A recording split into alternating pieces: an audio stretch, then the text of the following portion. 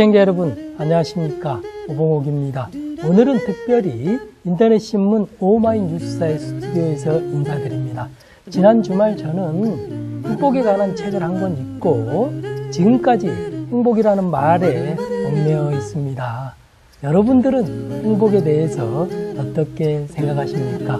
이 질문에 대한 해답은 잠시 후에 함께 찾아가 보기로 하고요. 먼저 오늘 또 여는 시 한 편을 읽어드리겠습니다. 행복, 천상병. 나는 세계에서 제일 행복한 사나이다.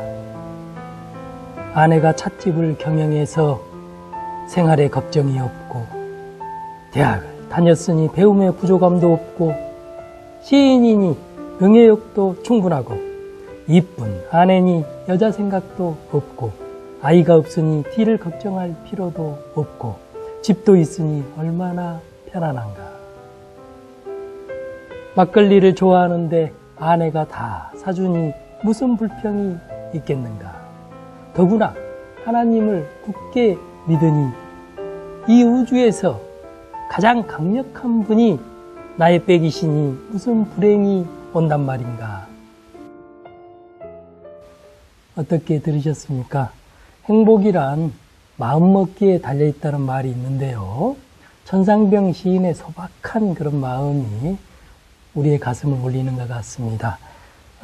이제 오늘의 초대 손님을 모셔볼 텐데요. 최근에 행복에 관한 책을 써서 우리에게 선물한 인터넷신문 오마이뉴스 대표이사죠. 오연호 대표를 모셨습니다. 어서 오십시오. 네, 안녕하세요. 네. 언론사 대표로서 굉장히 바쁠 것 같습니다. 네. 요즘 근황은 어떠신지요? 네, 제가 이 책을 9월 1일 펴냈는데요. 네, 그때 이제 그 독자들에게 이 책으로 강연을 하고 싶은 분들 신청을 하라 이랬더니 약 100여 군데에서 들어왔습니다. 그래서 교육청에서부터 일선 학교, 그 다음에 시민단체, 마을 이런 데서요. 그래서 엊그저께 33번째, 100회 중에 33번째를 제주도에서 하고 이렇게 왔습니다. 그래서 요새는 주말 제외하고 거의 매일 한두 번씩 이렇게 독자들과 만나는 자리를 갖고 있습니다. 예, 저도 이 책을 다 읽었는데요. 네. 정말 흥미로운 책이어서 많은 사람들이 직접 이렇게 들어보고 싶은 그런 생각을 가질 것 같습니다. 제목이 또 굉장히 인상적이에요. 우리도 행복할 수 있을까? 뭐 이런 책인데 정말 행복에 대해서 이렇게 많은 이야기들을 하고 있거든요. 그래서 가정에서도 또 내지는 직장에서 학교에서 이렇게 이야기를 해봄직한 그런 책이더라고요. 이 책은 어떤 내용을 담은 책인지 시청자들께 좀 소개해 주시죠. 네. 우리가 이제 뭐 열심히 산다 그러는데요. 개인은 개인대로, 정치인은 정치인대로, 또 교수는 교수대로, 언론인은 언론인대로 열심히 사는데, 이렇게 열심히 사는 이유가 더 좋은 사회를 만들기 위해서 이렇게 하는데요. 근데 이제 그것의 최종적인 목표는 개개 구성원들이 더 좋은 사회에 사니까 내가 좀 행복합니다. 이렇게 말하는 거지 않겠습니까? 그런데 우리 사회는 어른은 어른대로, 아이는 아이대로 매우 열심히 살긴 하는데 우리의 걱정과 불안거리는 줄어들지 않는 거죠. 뭐 세월호 사건 같은 거 터지고 군대 내에서의 사망사고 터지고요. 그래서 제가 질문을 가졌습니다. 왜 우리는 열심히 이렇게 사는데 우리의 걱정과 불안거리는 줄어들지 않을까? 또 우리는 왜 위험사회에 살고 있을까? 그래서 이 지구상에서 인간이 만든 사회 중에 그래도 우리가 행복하게 산다. 이렇게 개개인들이 최종적으로 얘기하는 나라는 어느 나라일까? 그거를 제가 이제 찾아가가지고 그게 덴마크였어요. 그래서 이들은 왜 행복하게 사는지, 우리도 이들처럼 행복하게 살려면 뭐가 바뀌어야 되는지 그런 거를 탐색한 책입니다. 예. 저는 이제 이 책을 읽으면서 네. 정말 덴마크 사람들이 부럽더라고요. 너무 그렇죠? 부러워서. 네. 그렇다면 우리 한국의 음. 우리 한국 사람들은 네. 스스로를 행복하다고 느끼지 지금 못하잖아요. 네. 대표님 말씀대로. 네. 느끼지 못하는 그렇게 생각하는 이유는 네. 무엇일까요? 네. 그러니까 우리가 이제 옛날에 비해서 이제 그야말로 배고픔 자체는 해결을 많이 하지 않았습니까? 그럼에도 불구하고 왜 이렇게 자살률이 높은지, 또 이렇게 출산율은 낮은지, 이런 것들을 한번 이제 생각을 해본단 말이죠. 그러면은, 우리가, 개개인을 생각해 볼 때, 제가 독자들에게 이제 물어봤어요. 당신 요즘 행복합니까?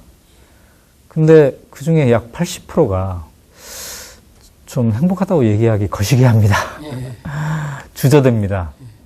왜냐면은 나는 그럭저럭 행복한 것 같은데 우리 아이들이 지금 교육하는 걸 보면 또 우리 청년들이 취직하는데 고생하는 거 보면 또 세월호 같은 거 터진 거 보면 내가 행복하다고 하기 참 면목이 없습니다.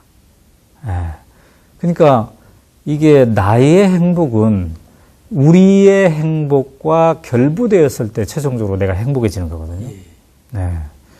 지금 군대에서 내무반에서 사건 사고 나는 거 보면요, 내 아들만 정신 건강해서는 안 된다는 걸 보여주고 있지 않습니까? 내무반에 함께 근무하는 다른 아이들도 정신이 건강해야 우리 아이도 안전한 거예요. 그래서 우리 사회 사람들이 개인적으로 그래 나 행복의 길을 찾을 거야. 내 마음을 다짐하면 내가 행복해질 수 있지. 이렇게 자꾸 이제 개인적으로는 안정을 하려고 노력하나 우리의 사회 환경은 그렇지 못한 거예요. 오랜 우리가 경쟁 체제 속에서 너무 각박한 거예요. 그래서 이게 내가 행복하려면 내 마음가짐도 물론 중요합니다.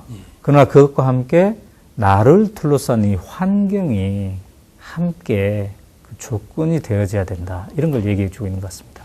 예. 그런 것 같습니다.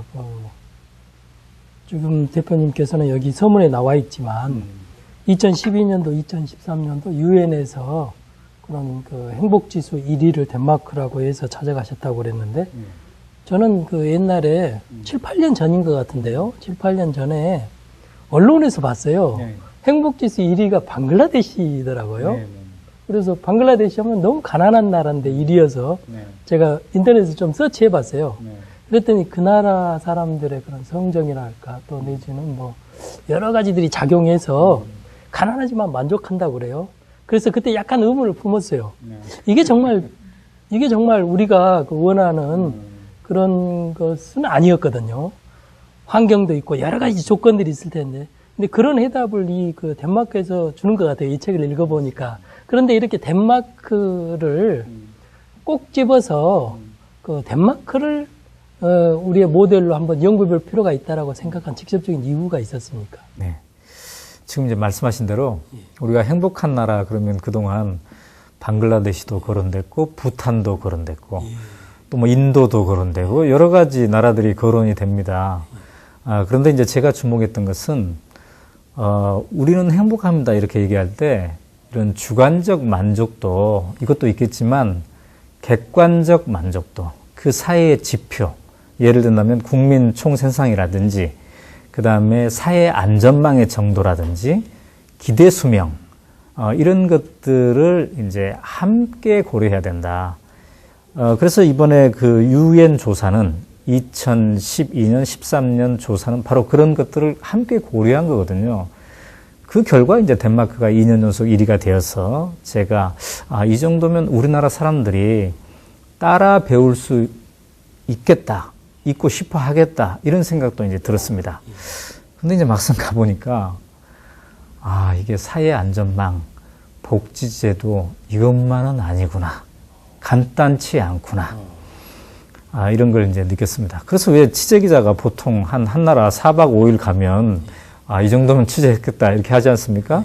근데 저는 1차 취재 일주일 가고 간단치 않구나 해서 또 2달 후에 다시 열흘을 가고 또 그로부터 몇 달 후에 또 열흘을 가고 이렇게 해서 거의 한 1년 6개월간 제가 취재 준비에서부터 탈고까지 이렇게 공부를 하면서 이제 이렇게 했던 겁니다.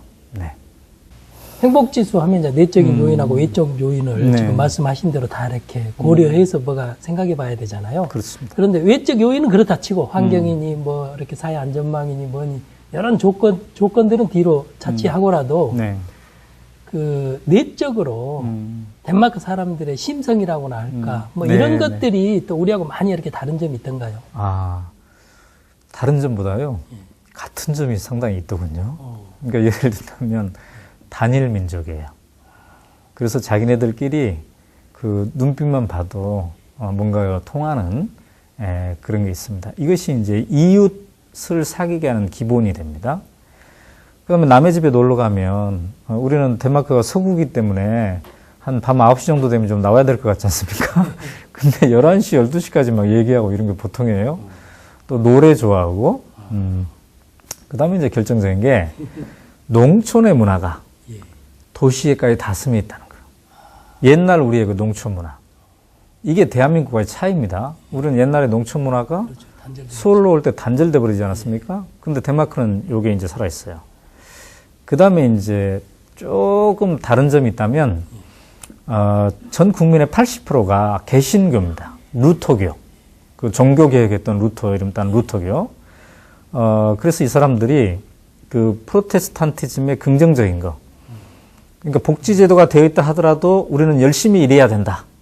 열심히 일하지 않으면 죄다. 뭐 이런 생각. 그런 것들이 이제 있다는 거. 그리고 하나 덧붙이자면은 매우 실용적이라는 겁니다. 그러니까 딱 봐서, 야, 이거는 둘이 계속 대립하면 답이 없겠다 하면 중간에 타협을 빨리 하는 거죠. 그러니까 노사 간에도 그렇습니다. 그래서 내가, 아니, 왜 이렇게 타협을 잘합니까? 그랬더니 그 사람들 하는 얘기가, 이것이 가장 비용이 적게 듭니다. 그러더군요. 그런 점들이 매우 독특했습니다. 근데 이제 그런 문화가 정착되기까지는 또 많은 그렇습니다. 뭐가 있었겠죠. 그동안의 노력과 대가가 그렇죠. 이제 있었던 거죠. 예. 네, 네. 세 차례에 걸쳐서 그 언뜻 보니까 300명인가요? 네, 네. 수많은 사람들을 이렇게 그 인터뷰를 하셨더라고요. 네. 그 중에서 가장 그 인상적인 한 사람만을 좀 소개해 주신다면요. 네. 글쎄요, 뭐, 많은 사람의 얼굴이 떠오르는데, 그 중에서 이제 식당 종업원, 한 55세 정도 되는 식당 종업원인데요. 이분은 평생을 그 식당 종업원으로 살았어요. 35년간. 근데 제가 한눈에 딱 반했어요. 이분이 그 서빙을 하는데, 야, 이분은 자기 일을 참 사랑하는 사람이구나. 이런 생각을 제가 했습니다. 그래서, 야, 이분하고 인터뷰를 하고 싶다 하는데, 원래 식당 종업원들 항상 바쁘잖아요. 그래가지고 1차 취재 때 딱 찍었는데, 점을 찍었는데, 못했어요. 근데 2개월 후에, 2달 후에 다시 가서 이제 인터뷰 좀 합시다 해서 만났는데, 그분이 이런 얘기를 해요. 나는 우리 아들이 매우 자랑스럽습니다. 그래서 당신 아들이 뭘 하십니까? 그랬더니 열쇠 수리공입니다. 이러더군요.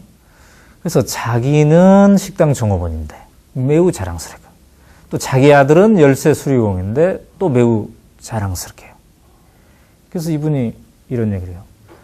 나는 동창회에 나가는 것이 부담스럽지 않습니다. 동창회에 나가서 의사가 된 친구, 변호사가 된 친구, 장관이 된 친구를 봐도 부럽지 않습니다. 왜냐? 그들은 그들이 좋아하는 게, 잘하는 게 있고, 나는 또 내가 좋아하고 잘하는 게 있기 때문에. 그리고 식당 종업원인 저 같은 사람이 덴마크 사회에서는 중산층입니다. 이렇게 얘기하더군요. 왜냐하면 교육비가 무료고 의료비가 무료이기 때문에, 그죠? 적절한 월급을 받아도 중산층으로 살 수 있다는 겁니다. 그 다음에 이제 더 중요한 것은, 이렇게 평생을 식당 종업으로 살아온 이분이 나는 외롭지 않습니다. 그러더라고요. 왜 외롭지 않습니까? 그랬더니 35년간 노조회비를 20만 원씩 내왔습니다. 예, 전국 식당 종업원 연대 노조가 있대요. 예, 우리로 치면 삼겹살 집에서 고기 구워주는 이런 종업원인데, 삼겹살 종업원 전국 노조가 있는 겁니다. 그래서 여기에서 중앙에서 전부 다 권리와 의무에 대한 얘기를 이렇게 하기 때문에 자기가 지금까지 차별받지도 않았고, 인권적 차별을 받지도 않았다. 그래서 내가 안심하고 직장 생활을 할 수 있다. 외롭지 않다. 이런 얘기를 하더군요. 이런 얘기가 가능한 게 덴마크는 노조 결성률이 무려 75%입니다. 우리 사회가 지금 10%인데 이게 단순히 그 자기 권리 보호 차원이 아니라 하나의 이웃 관계망을 만들어주는 그런 역할을 한다고 볼 수 있습니다. 참으로 부러운 사회네요.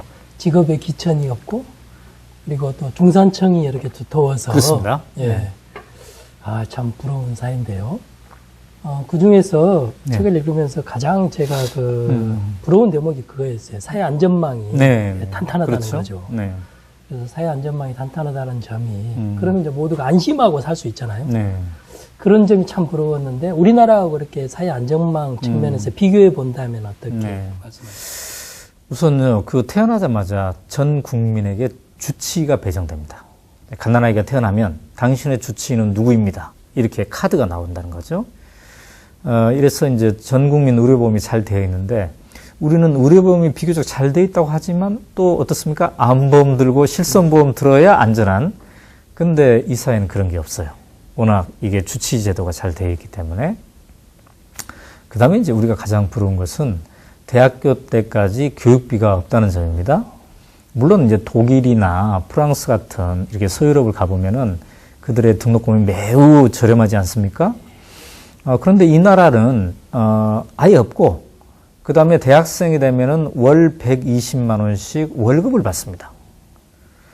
우리는 지금 반값 등록금이 이렇게 이슈지 않습니까?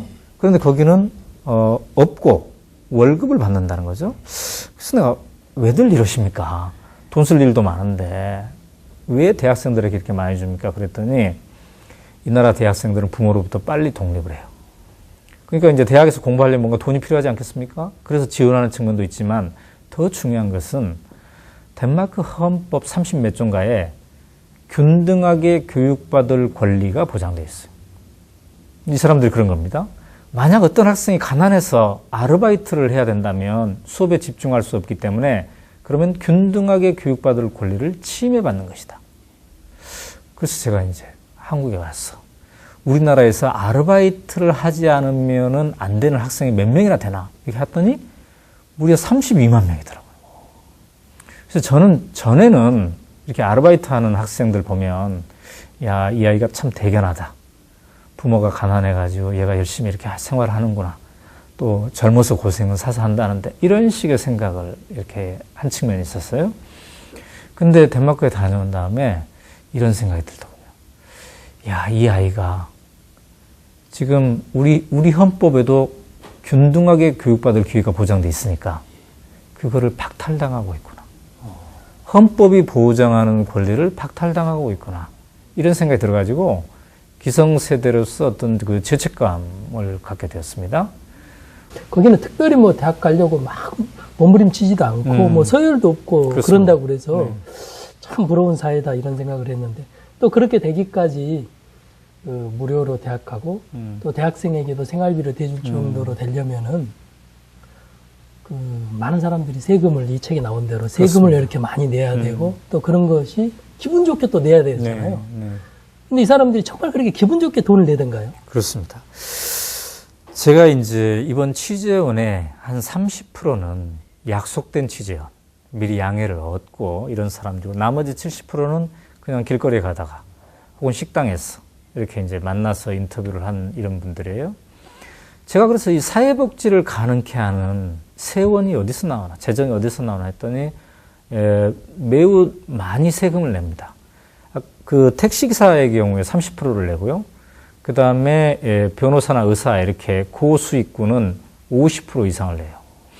그런데 이 세금을 많이 내는 사람들에게 제가 이제 붙잡고 물어봤어요. 아깝지 않습니까?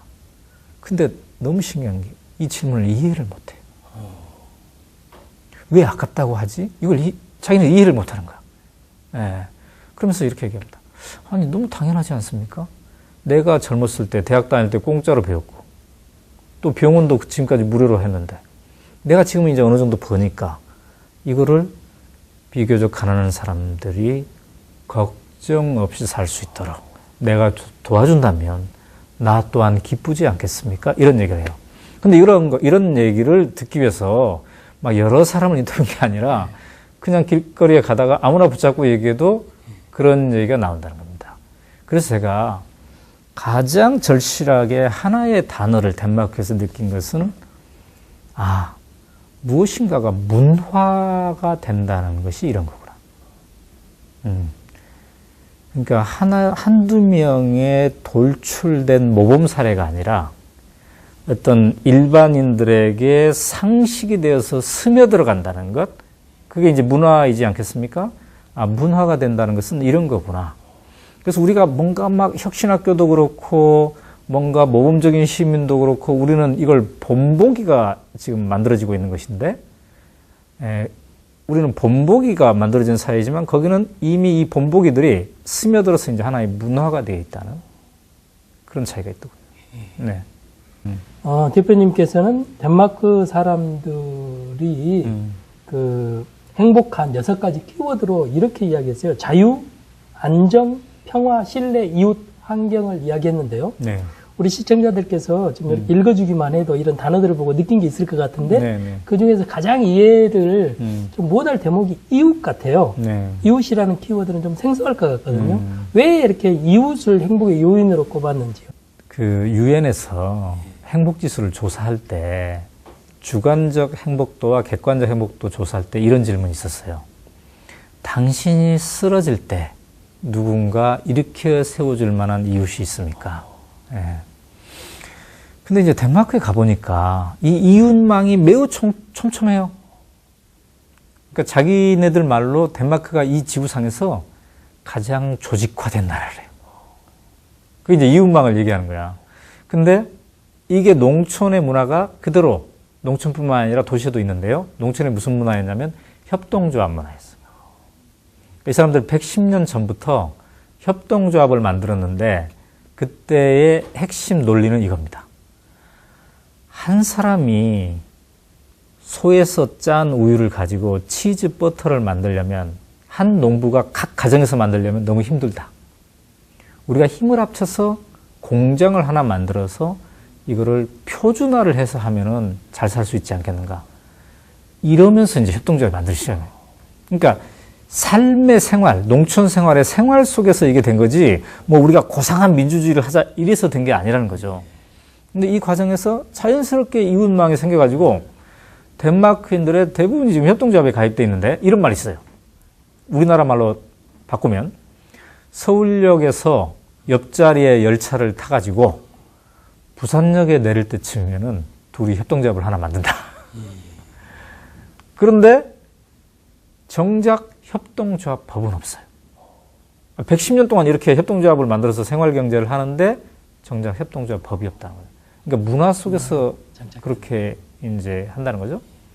그 다음에 이 사람들이 초등학교 유치원 때부터 제일 강조하는 게 더불어 함께입니다. 그래서 덴마크에는 7학년, 우리나라의 6학년까지 등수와 점수를 매기는 시험이 아예 없어요. 그 다음에 성적 우수상이 없어요. 그러니까 공부를 잘하는 것은 여러 가지 잘하는 것 중에 하나에 불과하다.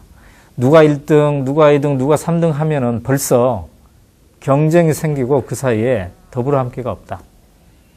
그 다음에 신기하게 반장도 안 뽑더군요. 그래서 모든 시민이, 아닌가, 모든 학생이 반장이다. 이런 정신을 가져야 된다. 그 제가 참 반가웠어요. 우리가 오마이뉴스가 모든 시민은 기자다 이건데 거기는 교실에서 이걸 하고 있더군요. 조금 더 부연해서 우리 한국의 교육과 덴마크의 교육이 정말 어떤 점이 이렇게 다른지 좀 이야기를 좀 더 해주시죠. 우선요, 제가 좀 참 신기하다 이렇게 생각한 게, 제가 이제 다양한 학교를 가봤는데 공립학교도 가보고 사립학교도 가보고 대안학교도 가보고. 그럼 우리나라 같으면은 이 세 학교를 찾아가면 우리는 이런 게 차별이 있습니다, 이렇게 강조할 거 아니겠습니까? 근데 강조를 안 하더군요. 그러니까 공이 가지고 있는 공통점이 있어요. 그게 뭐냐? 개인에게는 자존감을 심어주고, 그 다음에 이 학급에는 더불어 함께 정신. 근데 이게 사립학교나 공립학교나 대안학교나 그걸 똑같이 강조해요. 그럼 무슨 차이가 있느냐? 그 가치에 도달하는 약간의 방법이 조금 차이가 있는 거예요. 네. 이 점이 매우 인상적이었습니다. 그리고 덴마크의 학교는 국영수를 어떻게 잘 성적을 올릴 것인가, 이게 초점이 아니에요. 그러니까 어떤 인생을 살 것인가를 스스로 찾는다. 그래서 이제 가장 상징적인 게 중학교를 졸업하면 고등학교를 바로 안 가고 1년 동안 인생 학교를 갑니다. 그 애프터 스쿨이라고 하는데요. 아예 집을 떠나서 1년 동안 기숙형 학교를 가는데 그럼 어디로 가느냐? 자기가 자기의 취미에 맞는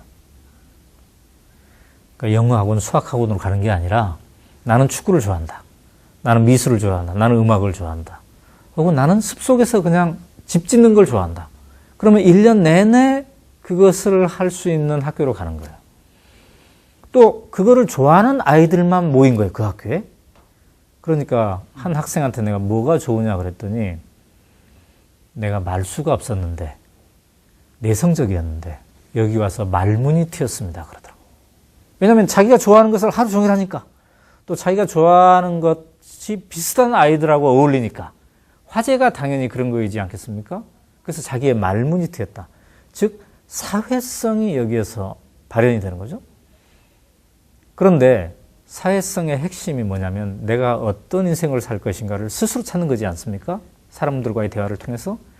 그래서 이런 인생 학교에는 1년 중에 4달은 이런 주제가 주어집니다. 당신이 35살이 되면 어떤 인생을 살겠습니까?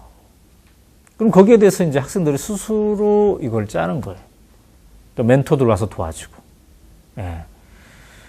그런데 이렇게 학교에서 스스로 어떤 인생을 살 것인가를 배우고 개인에게는 자존감, 내가 이 세상에 존재하는 이유, 공부를 잘하든 못하든 내가 이 세상에 존재하는 이유를 발견하게 해주고 더불어 함께를 해준다고 했는데 이 학교에서, 교실에서 배운 것이 그대로 사회에서 통한다는 게 덴마크 사회의 행복 사회인 이유가 여기에 있습니다.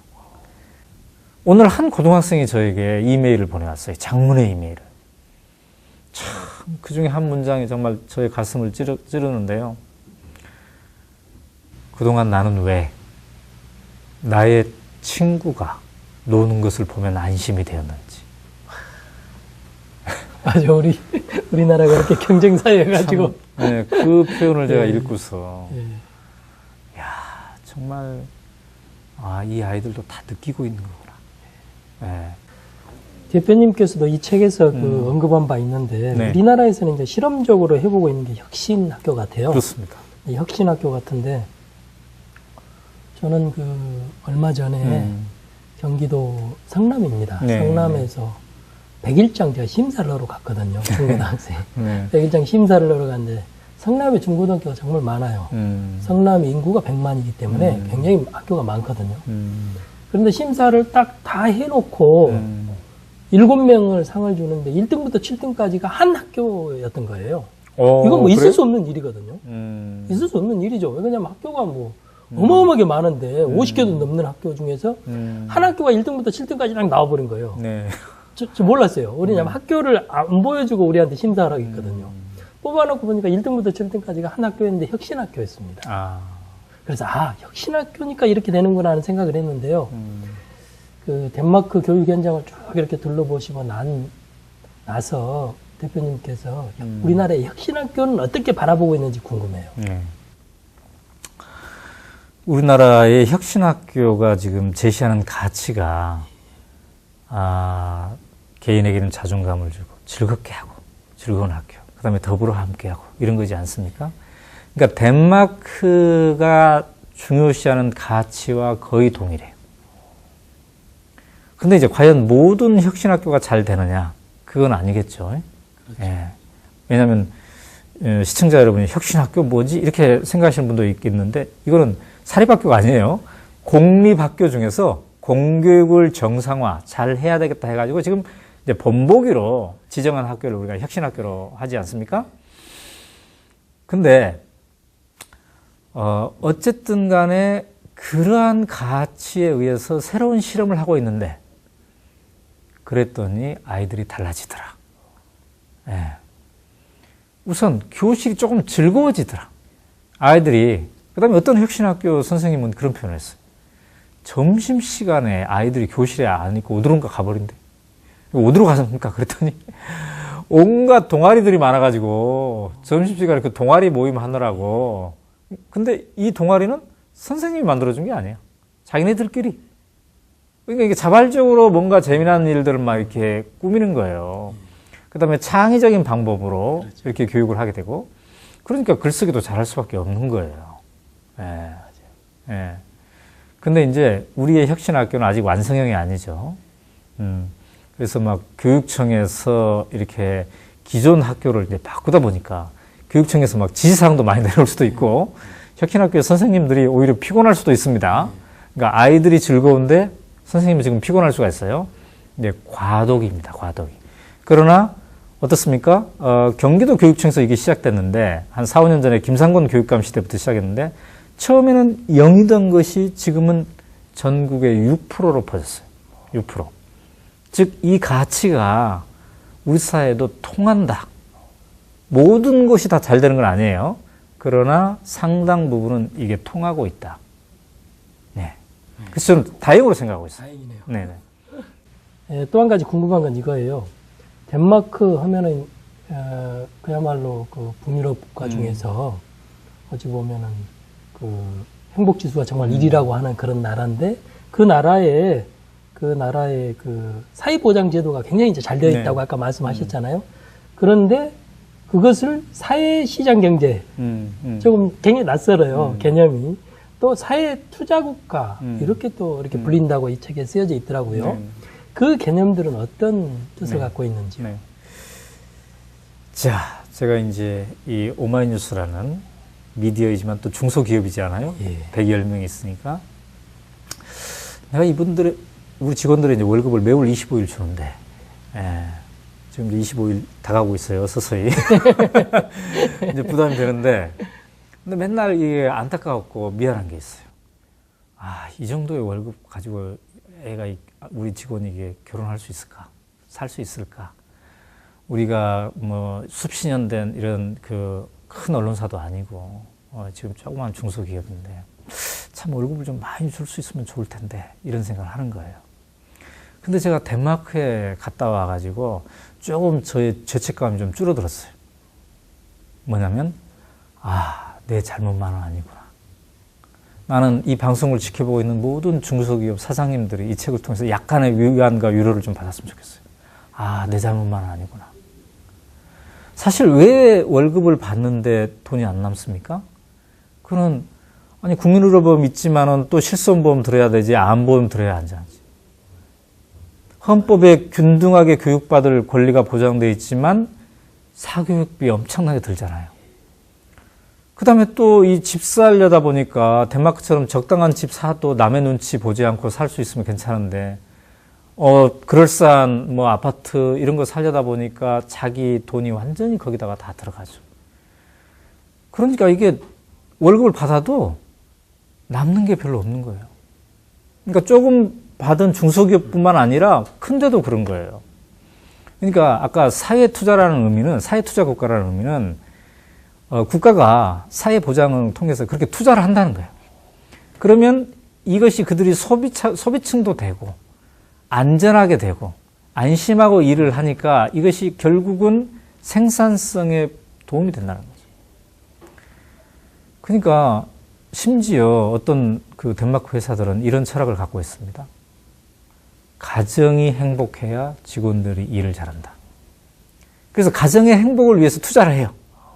예를 들면 가정에서 빨래 할 거를 회사로 가져오면 회사가 빨아줘요. 그러니까요. 네? 근데 이것처럼 국가가 그런 생각을 하는 거야. 우리 국민 개개인이 사회보장을 통해서 걱정이 없어야, 줄어야 노동을 잘할 것이다. 그러면 이 노동 생산성이 늘 것이다. 그래서 사회임금이라는 개념이 있는 거죠. 그러니까 회사의 중소기업 사장이 주는 월급 말고 사회가 돈 쓸 때를 돈 안 쓰게 만들어주는, 그거를 사회임금이라고 우리가 부를 수 있는데, 그런 게 있는 겁니다. 그런 점에서 사회투자국가라고 이렇게 생각해 볼 수가 있겠어요. 네. 덴마크 역사가 또 궁금해요. 네. 이렇게 행복지수 1위가 되기까지 그 덴마크의 역사가 좀 궁금한데 좀 설명 좀 해주세요. 제가 이제 이 덴마크 사람들은 왜 행복하다고 할까? 이거를 규명하면서 이 뿌리가 과연 뭐냐? 이거를 이제 취재해봤는데요. 이런 질문이 있었어요. 천성이 착해서일까? 민족성이 좋아서일까? 뭐 이런 생각을 해봤던 거죠. 근데 그게 아니었더군요. 또 자원이 풍부한 나라도 아니에요. 그러니까 황무지 국가예요. 황무지. 여러분 달가스라는 사람의 얘기 들어봤는데 황무지 개간 이런 대명사인데 그처럼 황무지예요. 덴마크가. 근데 이 나라가 정신을 바짝 차린 거는 독일과의 전쟁에서 지고 나서요. 그게 1805, 60년경이죠. 그래서 땅을 잃어버린 거예요. 인구도 한 5분의 1을 잃어버린 거예요. 그러니까 우리 세월호 참사의 거의 뭐 10배, 100배 수준의 참사였죠. 그래서 이 사람들이 우리가 비록 땅은 잃었지만 시민이 깨어나지 않으면 안 되겠구나. 우리가 자산은 시민이 깨어나는 것이다. 그래서 이제 그룬투비라는 목사가 어떻게 하면 시민을 깨어날까? 근데 그때 시민은 다 농촌이었어요. 그러니까 농민들이었죠. 그래서 이분이 농촌의 청년들을 깨우치자 해서 농민 고등학교를 만든 겁니다. 예. 여기서 핵심이 뭐냐면은 자기 주도성이에요. 그러니까 왕 믿지 말자. 우리 농민이 스스로 뭔가를 해보자. 그래서 그룬트비가 자기 주도성을 위해서 강조한 게 상호 토론, 비판의 자유 이것이었습니다. 본인이 목사인데요. 얼마나 자기 주도성을 강조했으면 이런 주장을 했어요. 목사가 설교할 때 신도들이 손들고 질문할 수 있어야 된다. 우리나라에서 목사님이 설교 중인데 질문하면 어떻게 돼요? 매우 낯선 풍경이 되겠죠? 그렇게까지 주장했어요. 그리고 시민교회도 만들었어요. 시민이 설교하는. 모든 시민이 목사가 되는 거죠. 시민이 설교하는. 그러다 보니까 이 사람이 12년간이나 교단에서 파면을 됐어요. 근데 그렇게 파면을 당했으면서까지 시민이 진정으로 깨어나야 한다는 것의 중요성을 강조했던 겁니다. 그래서 그런 농촌에 학교를 만든 거야. 성인학교죠, 성인학교. 근데 나중에 이것이 하나, 둘, 퍼지게 돼가지고 농민들을 깨우쳤는데 이 깨우친 농민들이 나중에 협동조합을 만들고 그 힘으로 이 사람들이 정당을 만든 겁니다. 산업화 과정에서 노동자랑 결합해가지고 정당을 만들었는데 그게 사회민주당이 되었고 그들이 지난 100년, 근현대사 100년 중에 70년 정도를 통치했어요. 그러니까 그룬트비의 자식들이 깨어난 자식들이 협동조합이나 노조나 이런 걸 통해서 생활 경제 속에서 하나가 되고 나중에 정당까지 만들어서 이렇게 한 거죠. 그런데 거기라고 여당이 없고 야당이 없겠습니까? 당연히 이제 그룬트비 자식들이 만든 정당이 70년을 통치했으면 나머지 30년은 또 누가 통치했잖아요? 그게 이제 이른바 보수당인데, 근데 이 보수당이 놀랍게도 이름이 영어로 레프트예요. 그러니까 우리나라로 따지면 새누리당의 이름이 진보당이야. 그럼 왜 이렇게 됐는가? 이 레프트당의 출발이 옛날에 대지주하고 귀족에 저항한 부농들이었어요. 부농하고 중농의 상층. 근데 누군가에 저항해서 지금, 기득권에 저항해서 지금 이 당이 만들어졌잖아요? 그러니까 처음에 이름을 레프트로 만들었어요. 그런데 100여 년이 지난 지금까지도 이 당명을 안 바꾸고 지금은 이제 자기네들 우측으로 자리매김했음에도 불구하고 아직도 이름을 레프트로 갖고 있어요.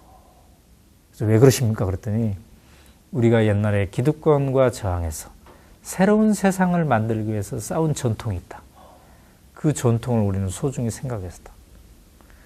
그러니까 이런 당이 지금 보수당이고 이러니까 서로 어떻습니까?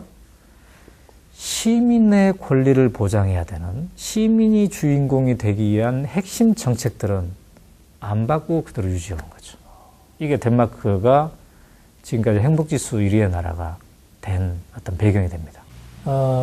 이번에 많은 사람을 취재하셨는데 그 중에는 또 우리나라로 따지면 국회도 네. 들어갔고 또 국회의원들도 많이 만났잖아요. 우리나라 국회의원과 덴마크 국회의원들의 차이가 있던가요? 우선요. 네. 약속을 갔는데 그 국회 안내실로 직접 본인이 내려오더군요. 예. 그리고 이제 방으로 들어갔는데 방이 너무 비좁아요. 예, 되게 비좁하고 매우 소박한 방이고 그냥 청바지 차림으로 이렇게 했는데 커피도 본인이 직접 비서시키지 않고 본인이 직접 그러니까 매우 소탈하다. 그러니까 그 덴마크 사회가 권위를 내세우지 않는 사회예요. 그래서 국회의원도 그냥 친구고요. 우리는 의사를 표현할 때 의사 선생님 이러지 않습니까? 근데 덴마크는 그런 표현 자체가 없어요. 그냥 동네 주치의, 그러니까 나를 담당인 주치이기 때문에 그냥 김씨 아저씨 이렇게 부르는 거죠. 예, 그만큼 이게 권위를 내세우지 않는다는 그런 게 있습니다. 근데 그럼에도 불구하고 가장 불신받는 층이 그 사회도 이 정치인이더군요. 그러니까 불신 안 받는 신뢰받은 층은 소방서 그 공무원하고 경찰관 이건데 그럼 왜 정치인이 그럴까 그랬더니 이 덴마크 사회는 내가 이렇게 잘했습니다라고 자랑하지 않는 사회예요. 모든 분야에서. 그래서 동창회 갔을 때 뭐 우리 아들이 어디 큰 회사에 취직했습니다. 우리 아들이 이번에 어디 좋은 대학 입학했습니다. 이거 절대 자랑하지 않는 거예요. 예. 근데 정치인은 어때요? 정치인은 태생적으로 표를 얻으려면 내가 이번에 이거 했습니다. 저거 했습니다. 이렇게 자랑해야 되는 운명이잖아요. 그래서 이제 정치인이 제일 뭡니까? 불신받고 있다. 이렇게 자기네들이 얘기하더군요. 돌직구 질문 한 두 가지 정도를 해볼까 합니다. 덴마크처럼 우리나라도 행복지수가 높여지기 위해서는 가장 먼저 어떤 일들을 해야 될 것 같습니까? 네. 우선 가장 첫 번째로 다른 길도 있다. 이걸 우리가 알아야 되겠습니다. 그러니까 우리는 우리 사회가 이렇게 세팅된 거, 내 마음을 이렇게 갖는 것, 이것이 너무 당연하다. 앞으로도 그럴 것이다. 이런 생각을 상당히 많이 갖고 있는데 잠깐만 멈춰선다는 것.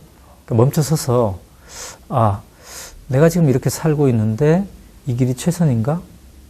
다른 길도 혹시 있지 않을까? 이렇게 되돌아보는 것. 여기서부터 시작해야 될 것 같아요. 그리고 그동안 우리가 행복하지 않았던 것은 경쟁과 비교와 가져도 부족하지 채워지지 않는 이 무엇 때문이에요. 사실 우리 회사만 봐도요. 오마이뉴스가 연말에 평가를 할 때 우리가 과연 최선을 다했나 이걸로 평가를 해야 되는데 우리가 전체에서 지금 언론 전체에서 웹사이트 방문자 순위가 올해 어떻게 됐나 이걸 따진단 말이에요. 그래서 작년보다 이게 떨어졌으면 연말 회식 자리가 침울해 이러면 안 되거든요. 내가 최선을 다했는가. 그 다음에 또 이것도 받아들여야 돼요. 최선을 다했는데 잘 안 됐을 때 이것도 받아들여야 돼요. 그러니까 저는 오마이뉴스도 이렇게 생각합니다. 이게 천년만년 가는 회사가 아닐 수 있다는 걸 받아들여야 된다. 아니 저기 지금 들에 있는 소나무도 때가 되면 죽고 사람도 때가 되면 죽는데 회사라고 죽지 않을 이유가 있느냐. 그러니까 최선을 다하되 우리가 최선을 다한 변화에도 불구하고 세상 변화를 못 따라잡을 수 있다는 것도 인정을 해야 되는 거예요. 예. 그래서 다른 길도 있다. 잠깐만 여기서부터 시작하고 그 다음에 그러면 어떻게 해야 되지? 대안적 모델을 만들어야 돼요. 그러니까 우리는 미디어에서 정치는 정치인들도 학교는 학교대로 그래서 자꾸 이렇게 다르게 해보니까 이것도 통하네. 이렇게 사니까 행복하네. 이런 모델을 점점 만들어서 번지게 이렇게 하면 좋겠습니다. 저는 아까도 말씀드렸지만 이 책을 읽고 가정에서는 부부가 또 내지는 자식들하고 같이 또 많은 이야기를 해볼 수 있을 것 같아요. 그래서 가정에서도 토론을 해볼 수 있고 학교는 학교대로 또는 직장은 직장대로 많은 사람들이 이렇게 토론을 해볼 만한 그런 아주 좋은 책이다 이런 생각을 했는데요. 저자니까 직접 한번 여쭤보자면 우리가 토론을 한다면 이 책을 읽고 토론을 한다면 무엇에 주안점을 두고 이렇게 토론을 해가면 좋을 것 같습니까? 현장도 많이 다니시니까. 제가 이렇게 강의장에 가보면 이제 우리 엄마들은 오전 10시 시간에 저를 이렇게 부르는 엄마들도 많습니다. 저녁 때도 근데 가보면 또 엄마들이 많아요. 그러니까 아빠들은 아직 일이 안 끝난 거예요. 어딘가에 지금 있는 거예요. 맥주집에서 일을 하는지 회사에서 일을 하는지 모르겠으나 근데 오전 10시 타임에 오신 엄마가 저에게 이렇게 얘기를 해요. 제가 오연우와 함께 우리도 행복할 수 있을까 이 강의를 한다니까 아빠가 아침에 출근하면서 잘 들어보고 나한테도 좀 얘기를 해줘라. 이 아빠는 우리 직장인은 어떻게 하면 행복할 수 있는지 잘 좀 얘기를 해줘라 그러더라고요. 그래서 제가 그 얘기를 들으면서 참 찡했어요. 진짜 이게 차분하게 들어야 되는데 예? 그래서 제가 이 책을 들으면서 함께 토론하십시오 그랬습니다. 그러니까 토론의 가장 첫 번째는 아까 제가 얘기한 대로 나는 누구인가? 나는 무엇을 좋아하는가? 나는 왜 그동안 이렇게 살아왔나? 우리 아이들의 교육은 왜 이렇게 했나? 그 중에 이런 얘기가 있습니다. 아이들이 행복하면 엄마가 불안하다. 이게 우리 현실이에요, 지금. 어떤 혁신학교에 갔더니, 대안학교에 갔더니 아이들의 공부는 하시고 맨날 행복하게 놀고 있어. 근데 아이는 행복해. 근데 엄마는 불안해. 이게 지금 현실이에요. 근데 어떻게 하면 엄마도 이제 행복할까, 같이. 그 다음에 어떻게 하면 아빠도 같이 행복할 수 있을까? 이거를 이 책을 놓고 한번 토론을 해봤으면 좋겠어요. 그래서 저는 이 세월호 이후에 집단 우울증에 빠져 있는 우리 사회에 뭔가 이 치료제를 개발하고 싶었다. 이렇게 제가 지금 머릿말에 썼는데요. 그 핵심이 뭐냐면, 내 잘못만은 아니구나. 그러니까 아까 그 제가 이메일 소개한 고3생이 우리 친구가 밖에서 놀고 있으면 내 마음이 편한 이 참 어쩌면 죄스러운 마음을 갖고 있게 된 게 내 잘못만은 아니었구나. 우리 사회가 이렇게 세팅되고 문화가 이렇게 세팅돼서 그런 거구나. 이걸 느낀단 말이죠. 그 과정에서 다르게 사는 방법도 있구나. 이렇게 다시 한번 생각을 해보게 되고 자기도 어느 정도 함께 생각을 해보는 겁니다.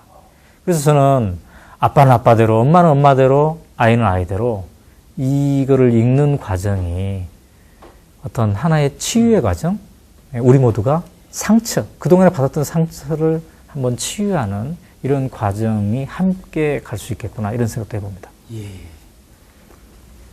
오늘 그 오연호 대표님하고 덴마크를 3번이나 다녀오셔서 쓴 책 우리도 행복할 수 있을까에 대해서 많은 이야기를 나눴습니다. 이제는 이 책에서 가장 인상적인 대목을 저와 대표님께서 직접 낭독해 드리도록 하겠습니다. 저 먼저 그 낭독해 볼 텐데요. 덴마크의 새 출발은 1864년 독일과의 전쟁에서 진 후 시민들이 자각을 했기 때문에 가능했다. 왕이 주도한 전쟁에서 패배하자 왕을 다시 보기 시작했고 왕이 아니라 시민 스스로 길을 개척해야 한다는 사실을 깨달았다. 그래서 그림투비의 시민 교육이 시작되었고 시민이 함께 참여하는 협동조합 운동이 시작되었다. 대한민국이 지금도 마찬가지 아닌가. 정치권에 대한 실망이 어느 때보다도 높다. 그러나 대통령에게 여야 정치인에게 내일이 오느냐고 묻지 말자. 우리가 나서서 내일을 만들자. 네. 제 차례인가요? 네. 네. 이 책을 쓰는 동안 대한민국 국민 모두를 상주로 만든 세월호 참사가 일어났다. 군대 안에서 목숨을 잃은 청년들의 소식도 이어졌다. 분노와 자괴감이 뒤엉켰다. 그동안 정부는 무엇을 했단 말인가? 나를 포함해서 우리가 만든 사회가 이 정도였단 말인가? 이내 두려움이 밀려왔다. 이러다간 나도 우리 아이들도 위험하다는 생각을 떨칠 수가 없었다. 세월호 참사 이후 우리는 2가지를 다짐했다. 미안합니다. 그리고 가만히 있지 않겠습니다. 그렇다면 어디에서부터 시작할 것인가? 출발은 나여야 한다. 그리고 우리 가족 안에서, 회사에서, 동네와 지역에서 그동안 걸어온 길을 되돌아보고 새로운 길을 모색해야 한다. 덴마크는 우리에게 다른 길이 있음을 보여준다. 물론 덴마크가 완벽한 사회는 아니다. 그러나 지구상에서 인간이 만들어낼 수 있는 가장 행복한 사회 중 하나임은 분명하다. 직접 그 대표님의 목소리로 들으니까 더 많은 것들이 이렇게 가슴에 전달되는 그런 느낌입니다. 정말 바쁘신데요. 이렇게 바쁘신 가운데도 책치에 또 이렇게 초대 응해주셔서 대단히 감사합니다. 네. 마지막으로 우리 네. 시청자들께 네. 인사 말씀 해주시죠. 네. 여러분, 저는 이 말을 드리고 싶네요. 우리 덴마크로 이민 가야 되겠다, 이 생각하지 맙시다. 왜냐? 우리 안에 이미 덴마크가 있습니다. 또 우리 안에 이미 그룬투비 목사와 같은 마음이 있습니다. 우리 안에 어찌 자유, 평등, 안정, 신뢰, 이웃, 환경 이런 것을 중시하는 마음이 어찌 없겠습니까? 또 그런 가치를 우리 사회에 퍼지게 하기 위해서 회사에서, 학교에서 또 공무원으로서 노력한 분들 많이 있습니다. 우리 그런 분들을 응원해 주는 것부터 시작했으면 좋겠습니다. 우리 안에 덴마크, 우리 안에 그룬투비 목사들이 외롭지 않는 것, 거기에서부터 우리가 새로운 시작을 하면 좋겠습니다. 여러분, 행복한 우리 함께 만들어가면 좋겠습니다. 네, 미국의 전 대통령 링컨은 이런 말을 했다고 합니다. 사람은 자신이 마음먹은 만큼 행복해진다, 그런 말을 했다고 하는데요. 행복은 물질적인 풍요나 권력의 크기가 아닌 마음가짐의 변화에서 온다는 말이 아닐까 싶습니다. 여러분은 지금의 마음을 어떻게 바꿔서 행복에 한 걸음 더 다가가고 싶으신지요? 이 질문을 끝으로 오늘 책치는 여기서 접습니다. 저는 다음 주에 새로운 초대 손님을 모시고 찾아뵙겠습니다. 감사합니다.